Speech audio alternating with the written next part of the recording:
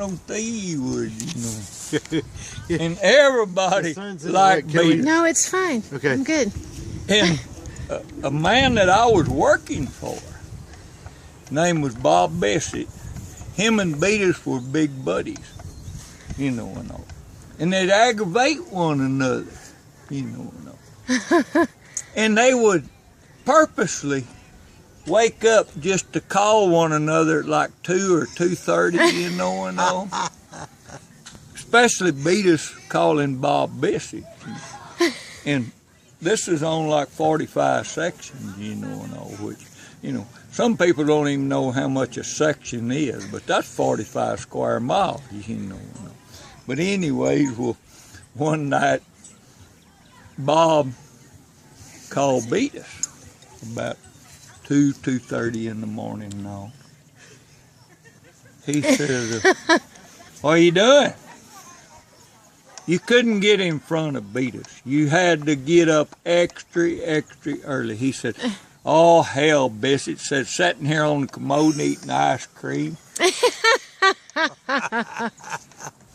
And seriously, Robert, his commode cover had money in it. Really, it was wooden. Like embedded? Yeah. No, really, he had it made special, you know. He said, that way I'll never be broke. That's right. You never get rid And you of know, that. they didn't have no kids.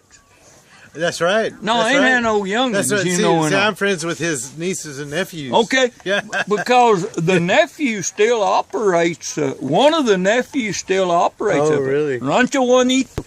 You know, it's, of course, Juanito is spelled B-O-N-I-T-O, you know, and Mexican, you know, and all. Like pretty. But Rancho Juanito, that's it.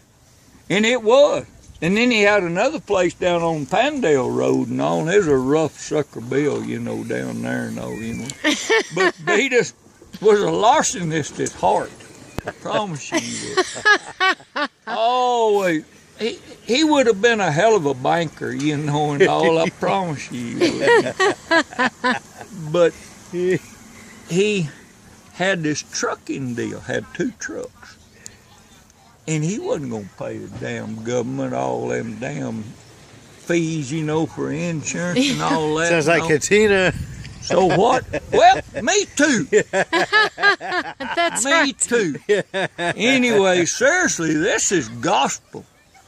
He hauled no telling how much stock in Crockett County and never had no insurance or nothing like that, you know, and all. And if they got pulled over, one of his 2 truckers, and all, of course I know them all quite well, you know, and all, they just say, oh, these belong to Beatus Parker.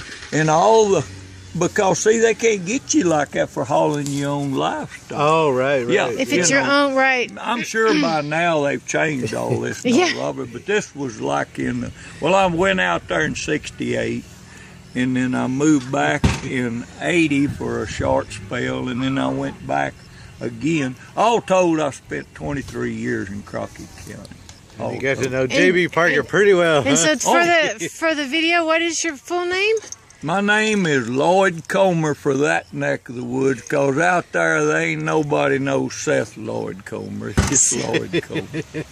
But I lived out there better part of 23 years. As far as, yeah, better part of 23 years. And on a But horse. Beatus Parker was a legend. Because, seriously, I was telling Connie, he had throat cancer. You know, he was a big smoker. Big smoker. I'm talking about like a 2-pack a day smoker, you know. And Beatus was a large man. He had a little table muscle on him, you know. But he was genuine. I'll guarantee you, he treated everybody alike, you know. And oh hell, I just loved those farts, you know. No, I did, you know. And one story, I'll tell you this. He had this outfit leased over around Rankin and all.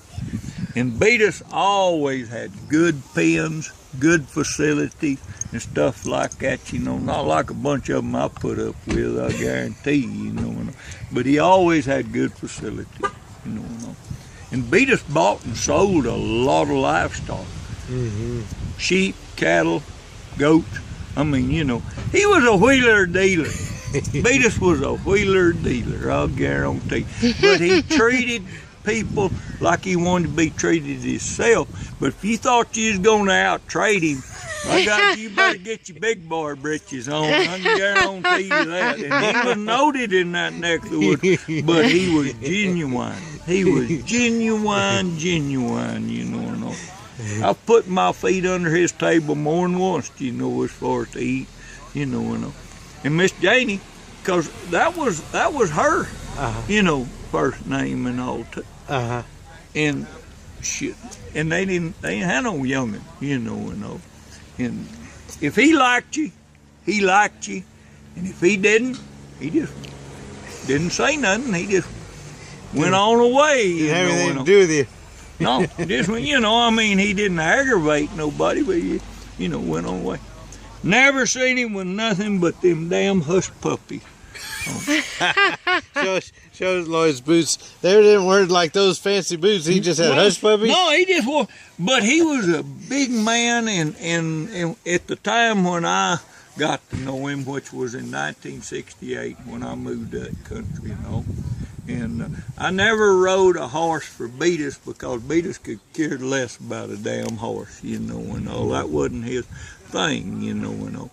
And how'd you round up the cattle? Well, Beatus had wetbacks, and he'd get enough of them, he just put them off out their foot. And that country down that he had it headed down towards Pandale and all, it was a rough sucker bill. I mean, a rough sucker bill, you know. It's one of them deals, if you gonna put them Mexicans out there with a pair of tennis shoes, you better buy them too, because they might have blowouts. You better have that one pair strung around their neck, you know.